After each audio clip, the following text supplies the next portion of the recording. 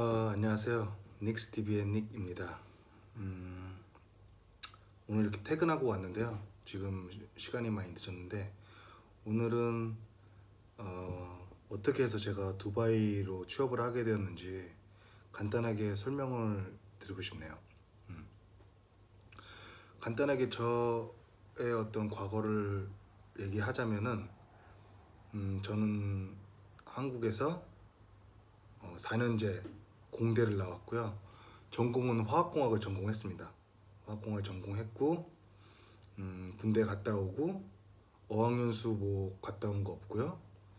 그리고 영어 점수도 뭐 거의 없었습니다. 뭐 공대생이라는 핑계 많이 대잖아요. 영어 못한다고. 근데 저는 영어를 진짜 못했고요. 그래서 마지막에 졸업할 때 토익을 죽자살자 해가지고 한 700점대, 800점대 그 정도로 올렸던 것 같아요. 그래서 어쩌어쩌 해가지고 운 좋게 대기업에 신입사원으로 들어가게 됐고요. 그렇게 하고 한 일을 하다가 우연찮게 그 외국계 기업을 들어가게 됐어요. 이직을 하게 됐어요. 근데 그 외국계 기업 이제 헤드헌터한테 이제 연락을 받아서 외국계 기업으로 옮기게 됐는데 그때 이제 그 헤드헌터가 했던 말이 사수가 외국인이라는 거예요. 그래서 영어를 잘 해야 된다라고 하더라고요. 근데 영어를 정말 못했거든요. 어느 정도 했냐면 제가 이제 한국의 그 대기업에 갔을 때 이제 저는 이제 화학공학 엔지니어로 취업을 했거든요. 플랜트 이제 석유화학 공장이라든지 이런 거 프로세스 설계라고 하죠. 그쪽으로 이제 설계를 하는데 보면 이제 거의 다 중동 쪽 이런 프로젝트가 많았어요. 그래서 외국 사람들한테 전화도 많이 오고 그랬는데 제가 이제 신입사원 때 전화가 오는 거예요. 근데 가만히 이렇게 앉아 있는데 그때 입사한 지 뭐 한 몇 개월 안 됐을까 한 3개월 됐나? 그래서 이제 전화가 오면 받아야 되잖아요. 신입사원이. 그래서 이제 전화를 이렇게 딱 받았죠. 받으니까 그쪽에서 하는 말이 Hello, may I speak to Mr. Kim? 이러는 거예요. 그래서 제가 이제 영어를 못하니까 되게 긴장되잖아요. 그리고 이제 다 아시다시피 조용해요, 사무실이. 그래서 그때 이제 사람들이 알죠. 신입사원 영어 실력이 어느 정도인가. 이제 사람들이 이제 다 듣는 거죠. 저 일하는 척은 하지만 다 아마 듣고 있는 거죠. 그래서 이제 제가 어떻게 했냐면 그때 아무 말 안 했죠. 메스 피크트 미스터 킴 하길래 미스터 킴 없는데 이제 속으로 생각하고 없으니까 뭐 그냥 끊었어요. 이렇게 끊고 이제 또 일을 하려고 이제 하는데 또 전화가 오는 거예요. 근데 이제 아무도 안 받아. 그래서 이제 제가 또 받았죠. 그러니까 또 Hello, may I speak to Mr. Kim? 이러더라고요. 미스터 킴 없는데 어떻게 해야 되나 생각하다가 그냥 끊었어요. 이렇게 다시 끊고 나갔죠. 화장실 가는 척하고. 그래서 화장실 가는 척하고 화장실 갔다가 다시 와보니까 이제 누가 다른 대리님이 받고 있더라고. 그러니까 그 정도로 울렁증이 있고 영어를 못했었는데 뭐 어떻게 해서 이제 외국계 기업에 이제 이직을 했죠. 정말 사수가 외국인인 거예요. 사수가 외국인이고 CEO가 호주 사람. 그리고 그 회사가 본사는 노르웨이에 있었어요. 그래서 이제 어쩌차이 이제 일을 그때 스트레스를 많이 받았죠. 영어를 못하니까. 그래서 이제 뭐 출퇴근 시간에 뭐 영어 듣기도 많이 하고 어떻게 이게 사람이란 게 스트레스를 받으면은 성장을 하는 것 같아요. 이게 막 어떻게 해서든지 해야 되니까 뭐 미팅에서든지 아니면 사수가 외국인이니까 영어로 할 수밖에 없는 거예요. 그냥 그러다 보니까는 어떻게 한 4년 정도를 일했던 것 같아요. 그러면서 영어가 많이 늘지는 않았고 그냥 일하는 거에 있어서 뭐 부족함 없이는 아니고 부족함 조금 있이 일할 정도의 영어 실력이 됐죠. 그렇게 해서 4년 동안 일을 하고 뭐 되게 많이 배웠어요. 외국인 문화라든지 이런 걸 많이 배우고 그렇게 하다가 갑자기 이제 이게 얼마 안 됐어. 한 6개월 전이에요. 제가 두바이 온 지 6개월 됐으니까요. 6개월 전에 그 저희 조선이라든지 저희 플랜트가 해양 플랜트도 있고 이런 온쇼어라고 하죠. 사막이라든지 중동 이쪽에 그런 플랜트가 있는데 다 플랜트 산업이 다 이제 좀 사양은 아니고 좀 이렇게 죽어갔었어요. 원래 플랜트 산업이 이제 경기를 타는데 그래서 이제 그때 사람들은 이제 구조조정을 하기 시작했죠.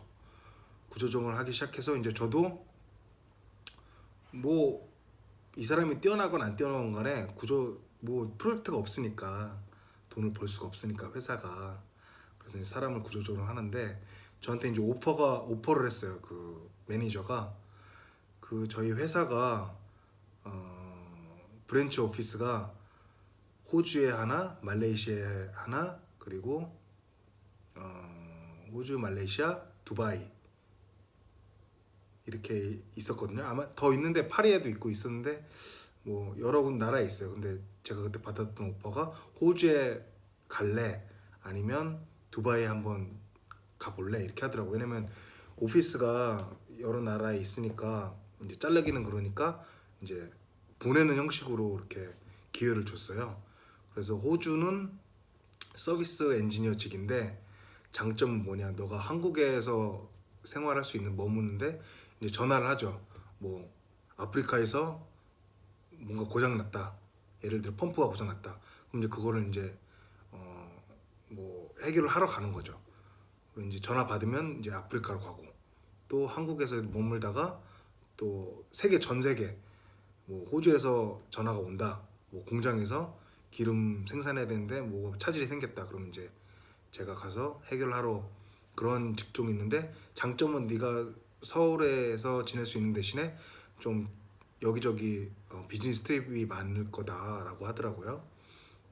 이제 그런 게 이제 좀 장단점이 있었고 다른 하나 오퍼는 두바이에서 일하는 건데 두바이는 사무직이다. 지금 일하는 것처럼 똑같이 사무실에서 일하고 설계하는 거다.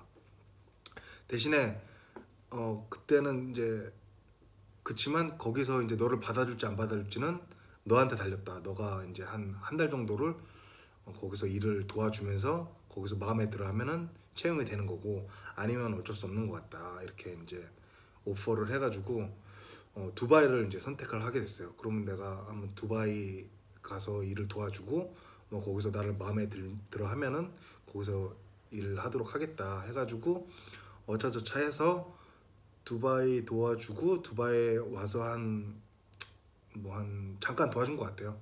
그리고 한국에 있으면서도 일은 계속 두바이 일을 하고 그래서 열심히 해서 두바이에서 마음에 들어 해서 이제 6개월 전에 정식으로 채용이 된 거죠. 그때는 한국에 있는 오피스는 완전히 이제 사표를 쓰고 두바이로 아예 취업을 하게 된 거죠. 그래서 6개월 동안 지금 두바이에서 지내고 있는데 되게 나름대로 만족하고 있어요. 일단은 큰 메리트는 소득세가 없다는 거. 소득세가 없어서 한국에 비하면 연봉이 두 배? 2배 정도 뛴 것 같아요. 2배. 소득세도 없거니와 그리고 이제 한국보다는 좀 더 올려서 왔거든요. 그러다 보니까 2배 정도 이렇게 인상이 된 것 같아요. 영어는 글쎄요. 영어는 오히려 생활 영어를 잘 못해요.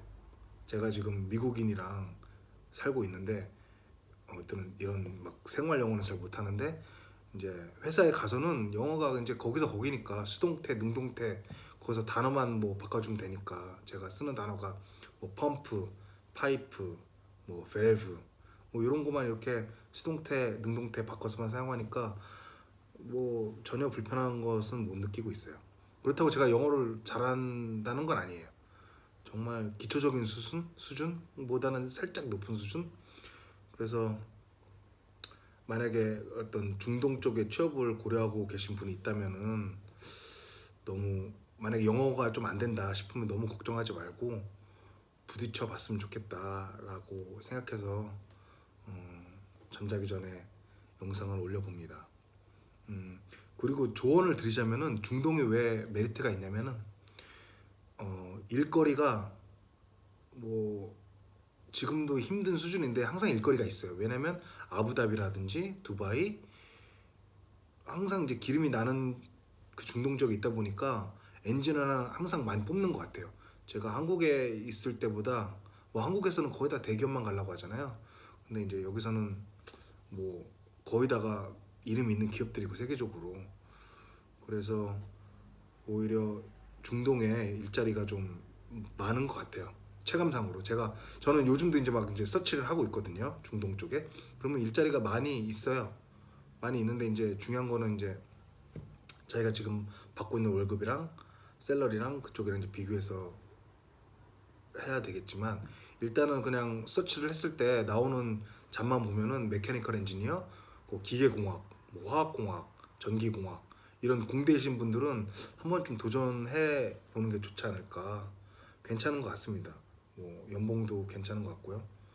그리고 중요한 것은 우리나라는 이제 학벌이 심하잖아요. 근데 저도 이제 좋은 학교를 안 나왔는데 물론 자기 학교에 대한 자부심은 있습니다. 하지만 뭐 이렇게 높은 서열의 학교는 아닌데요.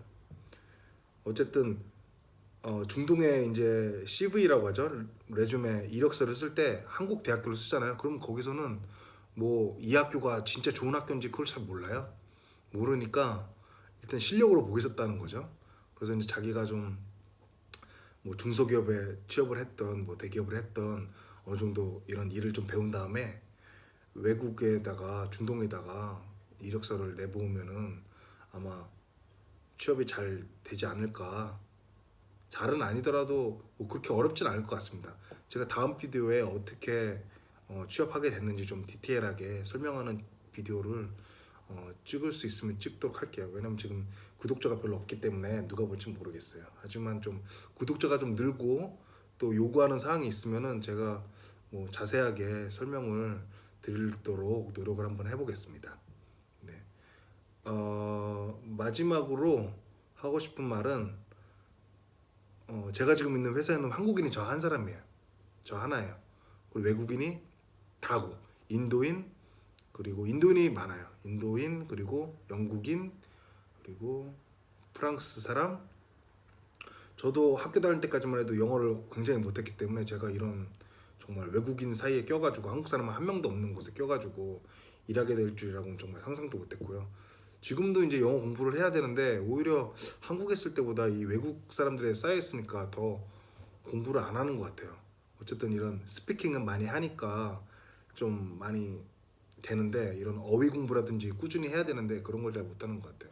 어쨌든 오늘 하고 싶은 말은 마지막으로 영어를 못해도 어떤 그 분야의 일만 조금 뭐 1, 2년도 괜찮을 것 같아요. 주니어도 많이 뽑으니까요. 그 정도 기술만 알고 그 관련돼서 영어 정도 어느 정도만 할 줄 알면은 결코 어렵지 않은 취업이 될 것 같다. 중동도 한번 노려볼 만하다. 왜냐면 요즘 한국에 일이 없거든요. 특히나 이제 플랜트 쪽으로. 근데 이제 중동에는 그나마 일이 한국보다는 많이 있으니까 한번 진출해서 여기서 커리어를 쌓고 다시 한국으로 가면은 아마 더 인정해주지 않을까요? 그렇게 생각합니다. 네, 오늘은 여기까지 하겠습니다. 다음에 또 뵙겠습니다. 빠이.